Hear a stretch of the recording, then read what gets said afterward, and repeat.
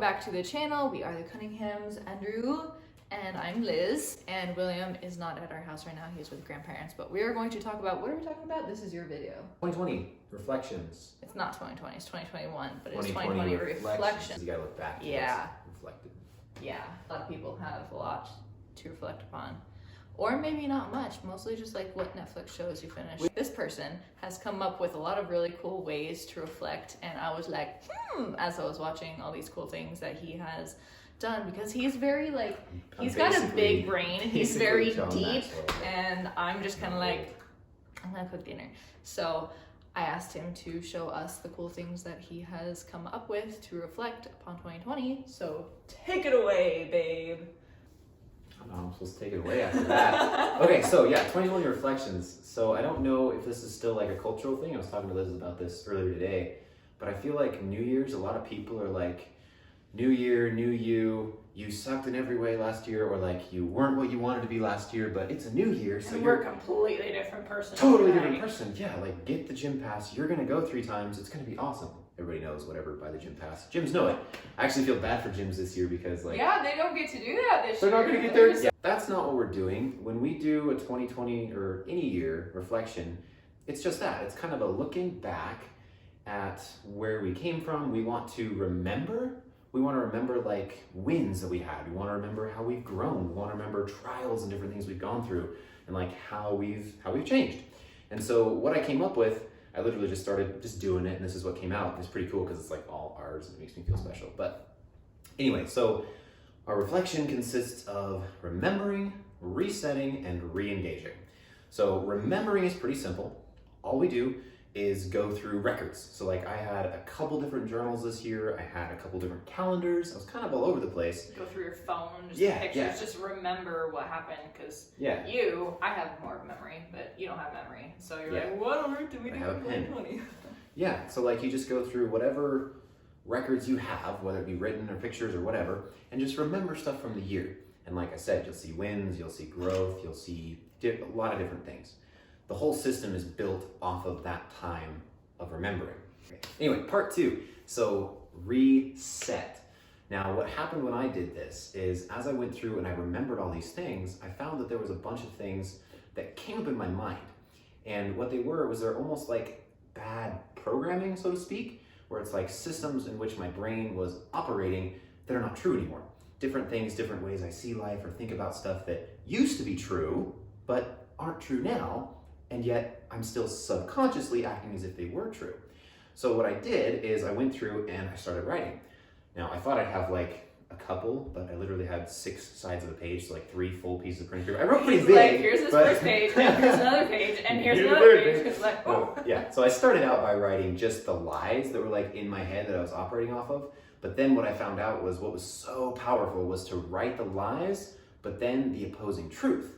And I just collected all my favorite truths. And I put those on a separate, more neatly organized paper. I had 20 of them. I wrote all 20 of those truths down. And so in my mind, like I got rid of the lies and literally went through and read those other truths out loud as a way to kind of set my brain and get it to be like, okay, this is true. This is how we're operating. And that was super, super, super powerful and like healing in a way. Like it was super cool. Like I'd recommend that to anybody. Re-engage. Re-engage is super cool. This comes back to us not looking at the new year as like, okay, let's throw off everything we've ever done and completely restart. That's what we don't want. So when we re-engage, it's more like taking a break, looking at things we did wrong, things we did right, resetting, and then getting back in the ring. My little 2 R's for this are reinstitute and reimagine. Now, reinstitute's simple because it just takes things that we're still doing, that are still working, and just puts it back into our daily discipline. So we just keep doing it, we reinstitute it. And then reimagine, that kind of covers the other 2, which are systems that we stop doing, and then problems that we have no system for whatsoever. So we take the systems that we stop doing and we go, okay, why did we stop? And can we reimagine this a little bit and tweak it so that it'll work and that we can continue to do it effectively? So we reimagine that. But then we also take the problems that we have absolutely no solution for, and we reimagine. What would life be like if we did this? What would it be like if we did this? How can we fix this problem? And then through that, we come up with new systems. And then we take all of that stuff, we take all of that data, and we re-engage with it. So as a recap, what we do is we remember, we reset, and we re-engage. It's that simple. We go through old records, we look at wins and losses and all that good stuff. We reset our mind, we get rid of that bad programming that's in there, write it out, get rid of it, and then affirm all the good stuff that we've learned to be true. And then we re-engage. We take systems that are still working, we put them back into our daily disciplines, we change the systems that we stopped doing that had a lot of potential, and then we come up with new systems entirely. And we put that all into our daily practices.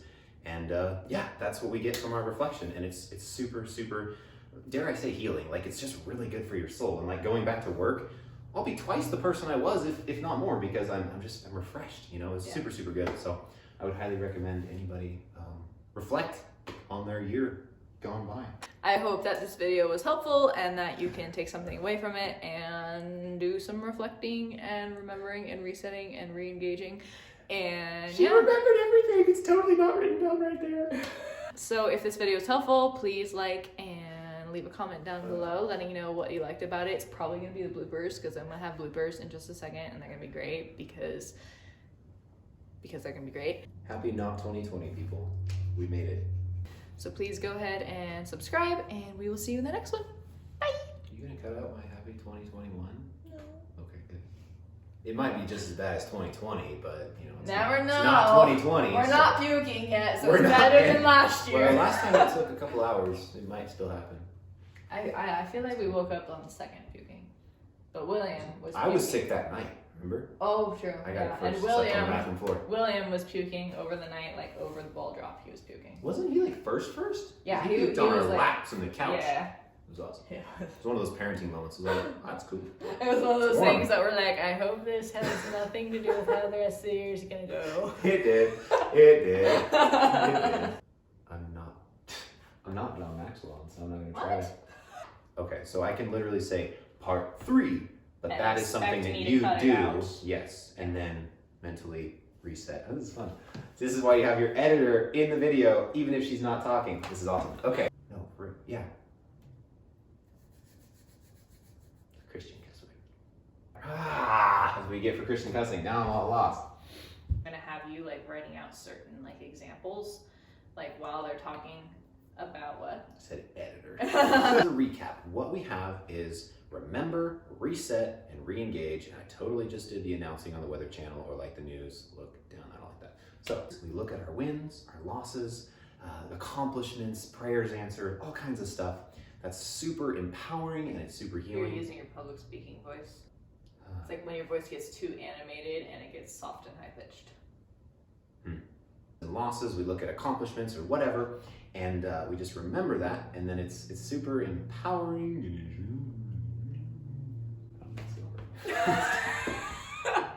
The system has broken down. I like at least the. She's with me in spirit. So as a recap. Okay. Yeah. I'm basically Robert Downey Jr. Yeah, you can do the outro. Should. It's gonna be my thing in every Say video. anything else. You should tell people not to be deadbeats and to do a year in reflection. Not like my friend who thinks that 2020 reflections and goals are just a scam by the government to make us all conform, I guess. No, just kidding. We've talked about this. I get it with Valentine's Day, like it's a thing, but end of the year is not a thing. But it's telling you, like, you should love every day, but this day specifically, like, focus on it. It'll be better this year. Just don't tell me. He has never got me flowers. Do you like flowers? Have like the, you know, camera here, and then we're both like, I'm writing and you're looking in over it. And we could use Yeah, we could have the camera, like, way up there. I like it. Let's do that. Pretty ruggy. Ruggy!